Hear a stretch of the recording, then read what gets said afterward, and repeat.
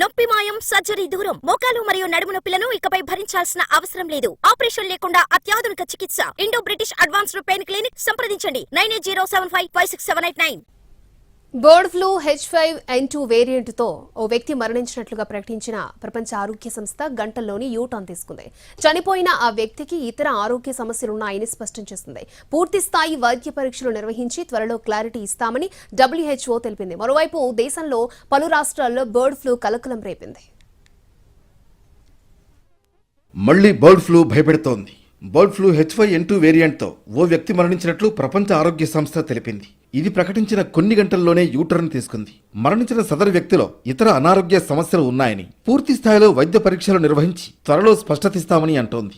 ఇటీవల H5N2 bird flu వేరియంట్తో మెక్సికోకు చెందిన ఓ వ్యక్తి మరణించారని WHO స్పష్టం చేసింది. ఈ వైరస్ వల్ల ప్రపంచంలో నమోదైన తొలి మరణం ఇదే అని ప్రకటించింది. అయితే మెక్సికో ఆరోగ్య మంత్రిత్వ శాఖ 59 ఏళ్ల వ్యక్తికి దీర్ఘకాలిక కిడ్నీ సమస్య, టైప్ 2 డయాబెటీస్, రక్తపోటు సమస్య ఉందని అధికారిక ప్రకటన చేసింది.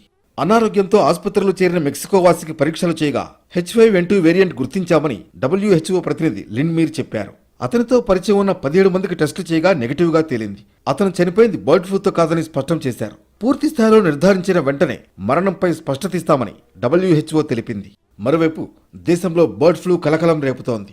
మహారాష్ట్ర, జార్ఖండ్, కేరళలోని పౌల్ట్రీల్లో బర్డ్ ఫ్లూ కేసులు నమోదయ్యాయి. నాగ్పూర్, రాంచీ, అళప్పుజ, కొట్టాయం, పఠాన్మిట్ జిల్లాలోని పౌల్ట్రీల్లో బర్డ్ ఫ్లూ కేసులు నమోదైనట్లు ఆయా రాష్ట్రాల అధికారులు తెలిపారు.